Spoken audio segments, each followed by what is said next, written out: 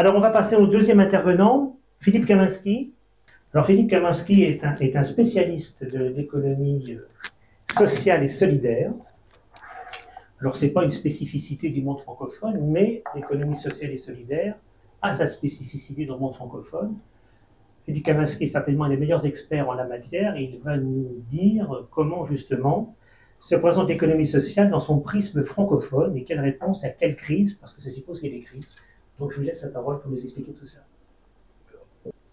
Bon, quelques propos interrompus qui viennent en fait compléter un document qui est déjà quelques années, ce que j'avais rédigé pour notre catalogue de propositions pour la cité de Villers-Cotterêts. Et ce document a un petit peu évolué à la marge, mais le fondement de la problématique est inchangé. En prologue, je dirais qu'il existe une économie sociale et solidaire de riches.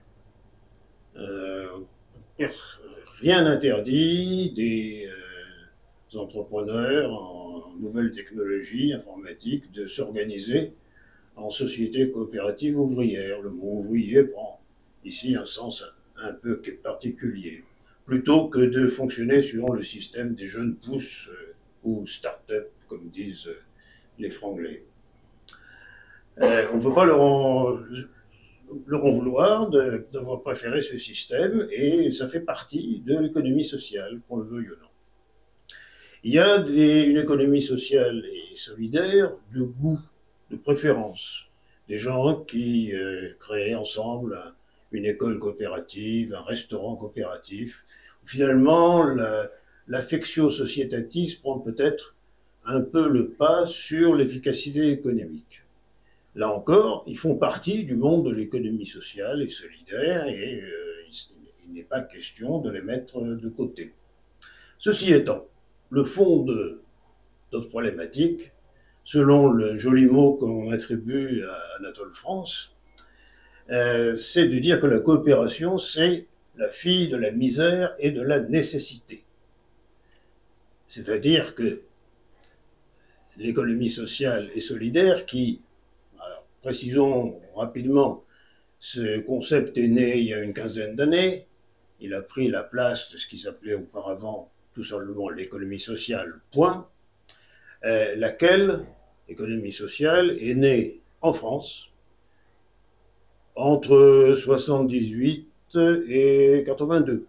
Donc elle a été officialisée au bout de quelques petites années. Elle s'est internationalisée par la suite, mais elle est née en France. Ceci étant, l'économie sociale française n'est pas autre chose qu'une sorte d'extension de la coopérative, la bonne vieille coopérative, qui elle est beaucoup plus ancienne, et dont on fait remonter la naissance à Rochdale en 1844.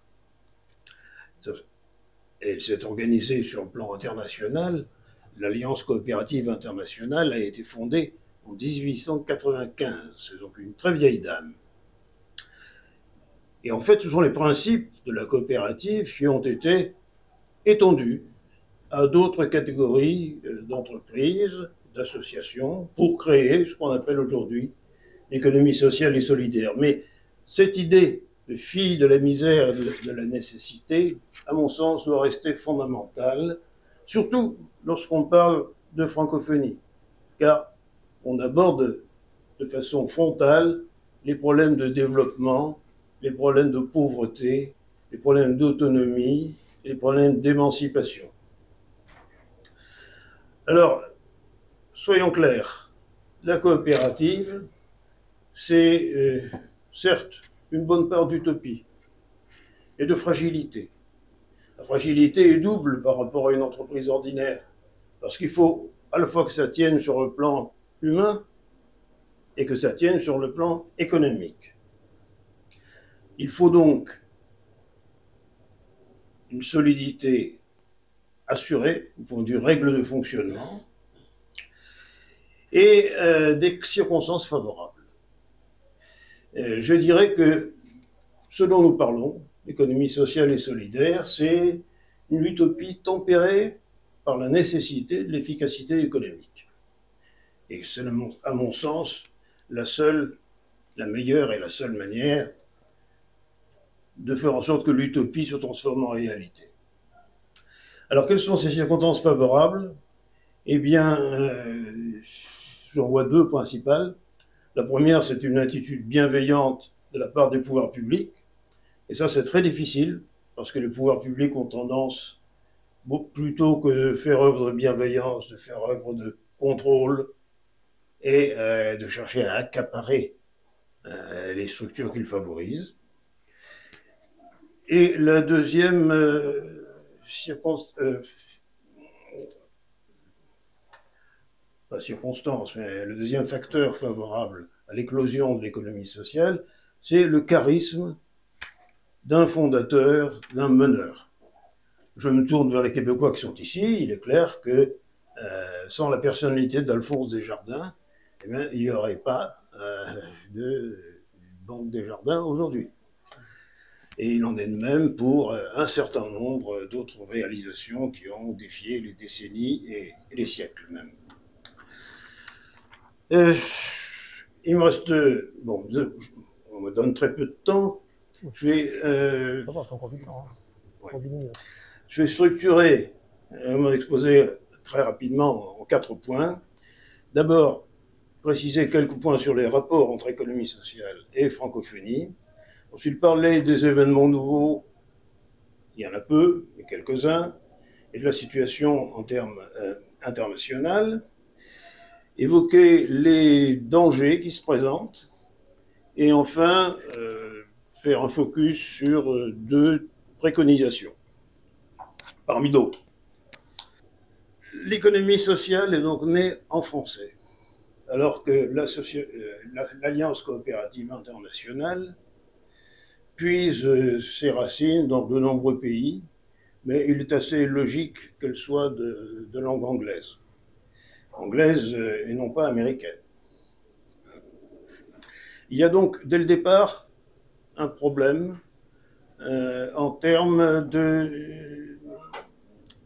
d'expression linguistique lorsque une organisation se veut représentative de l'économie sociale et lorsqu'elle souhaite parler sur un plan international.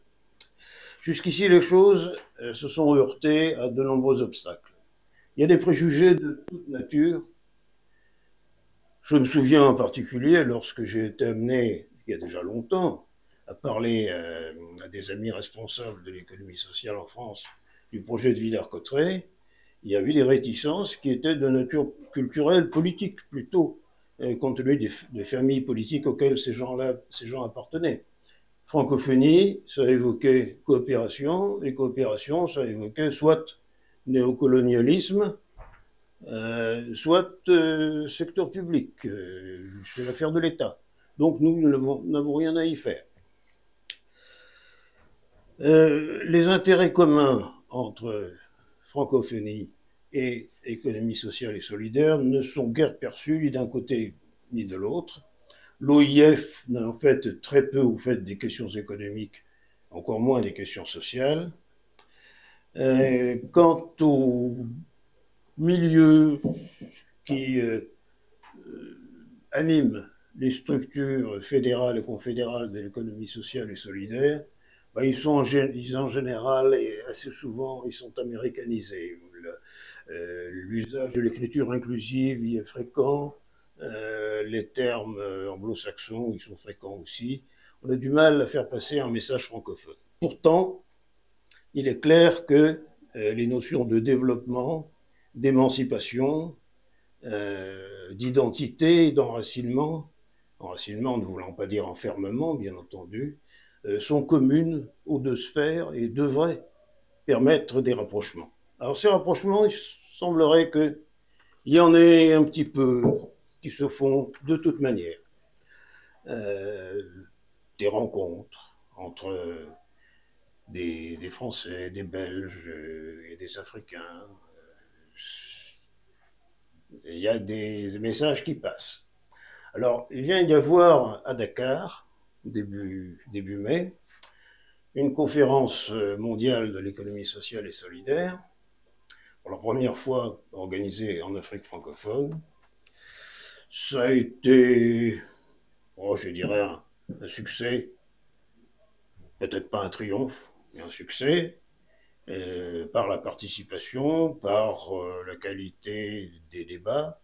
Malheureusement, à peine cette conférence close, il y a eu des émeutes à la ville de Dakar, pour une part ethnique, d'autre part pour une autre part sociale, et cela a un peu terni l'espèce de bel optimisme qui ressort des résolutions qui ont été votées à l'issue de ce congrès de Dakar. Alors, ces résolutions tiennent en 17 points. Je ne veux pas vous les énumérer, mais je les tiens à votre disposition. Je peux les envoyer à qui me les demandera. Il y a eu un événement entre-temps, c'est que le 18 avril dernier, l'ONU a publié pour la première fois une recommandation, enfin un avis favorable où il est question de soutenir l'économie sociale et solidaire comme pouvant être un moyen privilégié de combattre la pauvreté et de réussir la transition énergétique. Alors, ce document du 18 avril, il ne faut pas y attacher une importance qu'il n'a pas, bien entendu, les résolutions internationales. Vous savez que l'ONU, il y a des années ceci, il y a des journées cela. Tous les jours, il y a une journée spéciale de commémoration. Quelquefois, il y a plusieurs journées spéciales en un seul jour. Ça ne veut pas forcément dire grand-chose. Et il y a eu plusieurs années de la coopération. Il y a eu plusieurs manifestations spécifiques sur les coopératives qui n'ont pas, dont personne n'a conservé la mémoire. Néanmoins, c'est la première fois que ça arrive, que l'économie sociale et solidaire existe au niveau de l'ONU. Et comme l'OIF a tendance à copier avec un certain retard ce que fait l'ONU, on peut espérer qu'il se passera quelque chose du côté de l'OIF. Bon, je dirais pour ma part que je vois dans ces 17 points qui ont été adoptés par applaudissement à Dakar, je vois 3 dérives dangereuses possibles. Non pas certaines, mais possibles. La première, elle est très commune en France, c'est une instrumentation par les politiques publiques, qu'elles soient municipales, régionales ou nationales. Beaucoup d'élus vont encourager l'économie sociale parce qu'ils y voient en fait un moyen de sous-traiter un certain nombre de problèmes et d'asseoir leur pouvoir et de proposer, enfin, et de se présenter en innovateurs sociaux, en promoteurs de solutions nouvelles. Or, la qualité principale, il n'y a pas d'économie sociale s'il n'y a pas d'autonomie des organisations et des entreprises concernées. Si elles sont entièrement sous la botte d'un pouvoir politique, élu, même bienveillant, mais qui, par ses subventions, ses conseils, ses interventions, a la main en fait sur la conduite des opérations, elles ne sont pas vraiment autonomes et ça me paraît un danger important. Deuxième dérive possible, c'est de se focaliser sur la transition énergétique.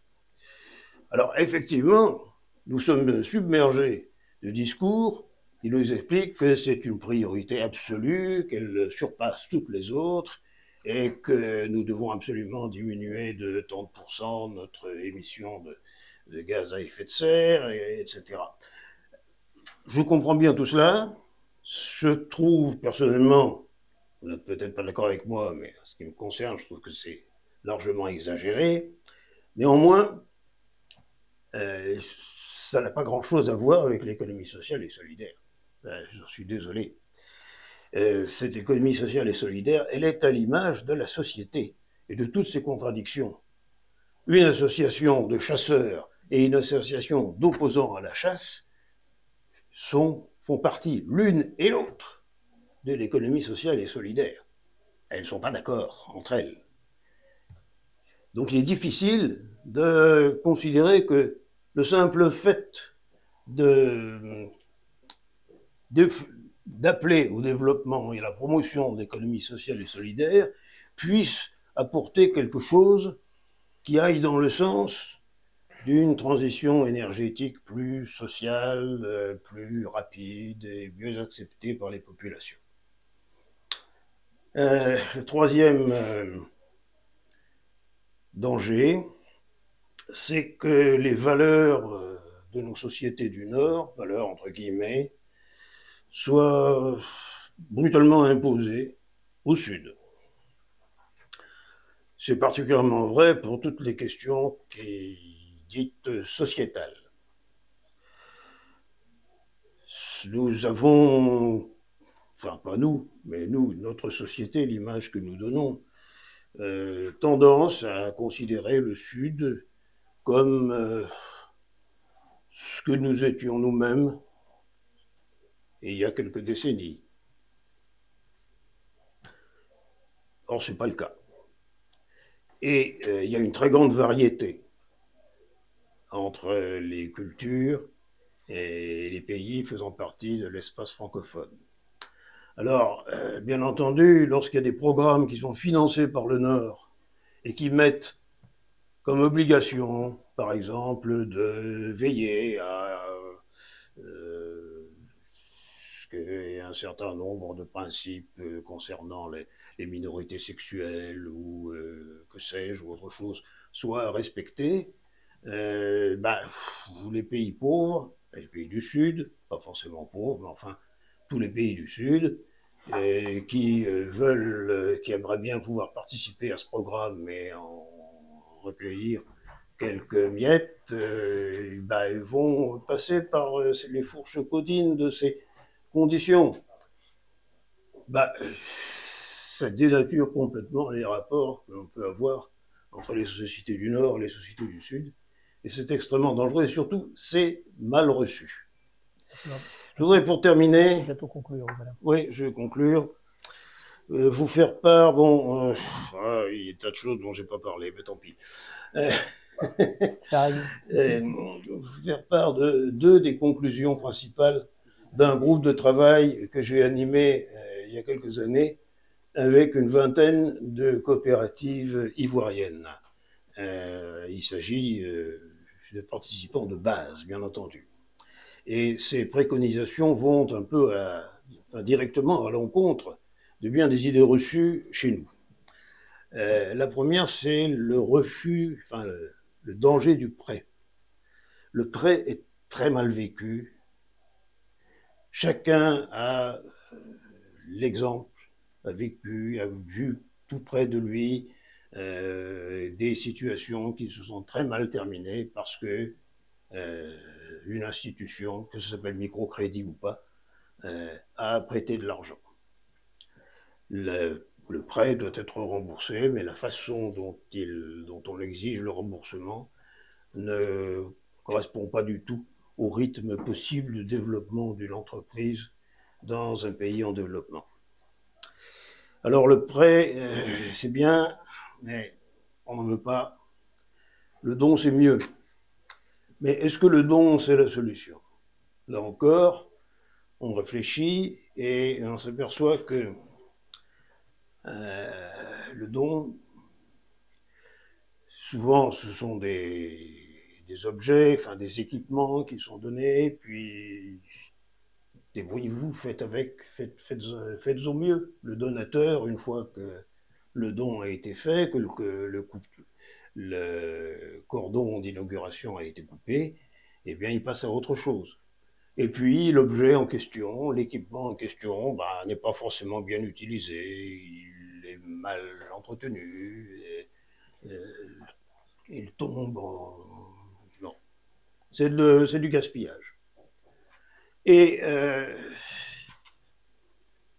le donateur, souvent, aura l'attitude de dire tant pis, j'aurais essayé. Il faut conclure, Philippe. Je conclus. J'aurais essayé, j'aurais tenté.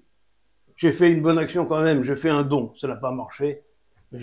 J'ai fait un don, j'ai fait une bonne action. Eh bien non. Ce qu'on lui dit, c'est qu'il a fait une mauvaise action. Il a fait une mauvaise action parce qu'il a accrédité l'idée qu'on peut gaspiller, que l'argent qui vient du Nord et qui vient des pays développés, c'est une pompe qui peut donner sans cesse et sans aucune responsabilité. Et en fait, mes amis africains se sont tous mis d'accord sur le fait que le seul soutien qui vaille, ce sont les fonds propres, et les fonds propres doublés d'un réel engagement d'entrepreneurs.